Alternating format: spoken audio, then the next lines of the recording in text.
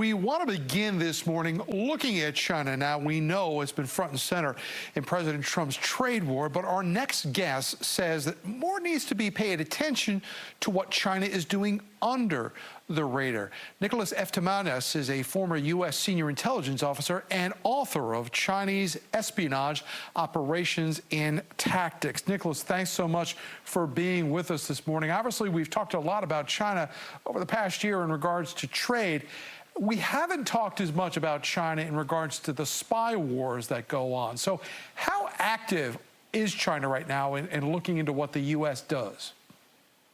Well, actually, by far, it's the most active espionage organization on the earth. And there's no question, I mean, even the U.S. government has come out and said that. In my book, I documented over 850 cases that I actually analyzed to come up with the data on this. So by far, more active than anyone else. Where are they looking? What are they finding out? Well, we basically have several categories. Number one is economic espionage, which it takes more than 25% of their effort. Our traditional espionage, illegal exports of technology, and covert influence or covert influence on dissident organizations and foreign governments. So what the important thing to note is that China uses an whole of society approach, as opposed to Western intelligence services, which remain very restricted in their intelligence channels. You talked about 850 examples of things that China has done or is looking to do. Give us some of those examples. What kinds of things have they been involved in? Well, I mean, even just locally in the Washington, D.C. area, had Emily Yu, which was a export enforcement case. John Harold Rogers just recently was arrested working for the Federal Reserve Board and for meeting with the Ministry of State Security, allegedly meeting with the Ministry of State Security in China, passing off economic and trade secrets to them. Kevin Mallory, espionage. Ron Rockwell Hanson, espionage. Candace Claiborne, State Department employee, also passing information to China's Ministry of State Security. And this is just a very short period in a very localized area. So they're very, very aggressive in espionage across the board, and by far the most aggressive service on the planet. There was also an incident involving someone with New York Governor Kathy Hochul's staff as well, too. Sure. Linda Sun, in fact, she worked for Cuomo and Hochul, and during that time was providing information to the Chinese diplomatic representation in New York. In fact, she even let them listen into phone calls, official business phone calls. She forged, allegedly, also, she forged Hochul's signature on documents on invitations inviting trade delegations over. And particularly disturbing is that she was altering New York State policy towards China on the human rights issues and restricting Taiwan so they couldn't get access to the governor's official apparatus. So does China have an inherent advantage in this competition, both culturally and politically, in that we are a more open society and it is more difficult for U.S. intelligence assets to infiltrate Chinese society? Well, there's no question that they have a distinct advantage on this. Perhaps more so is that we are not structured to deal with this type of espionage offensive.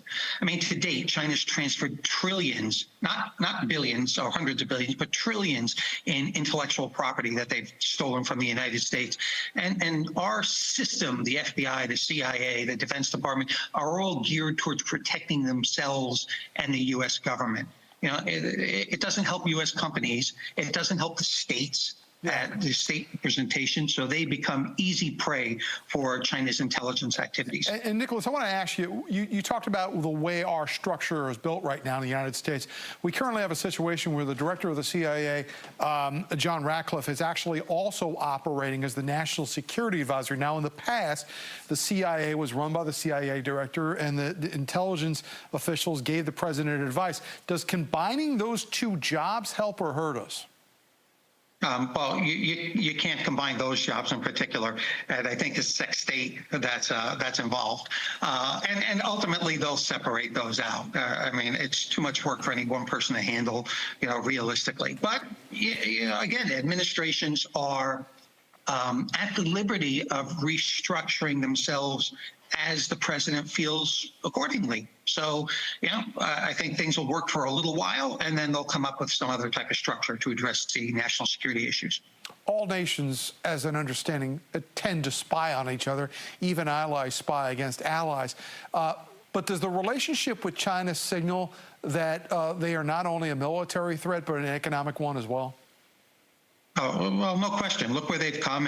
And I mean, hundreds and hundreds of cases you can track to hundreds of billions of dollars that you can actually see that transferred over to China, including losses of American jobs in the steel industry, in the solar panel industry, that are directly traceable to their espionage efforts and their cyber espionage as well. So it is an economic transfer of wealth, and China wages what they call an unrestricted warfare campaign against the United States. So it's not a friendly nation-to-nation state. The book is called Chinese Espionage, Operations and Tactics. The author, Nicholas Eftimiades, is kind enough to join us this morning with this look deep inside China's espionage operation against the United States. We thank you so much for taking the time to talk to us this morning. Thank you for having me.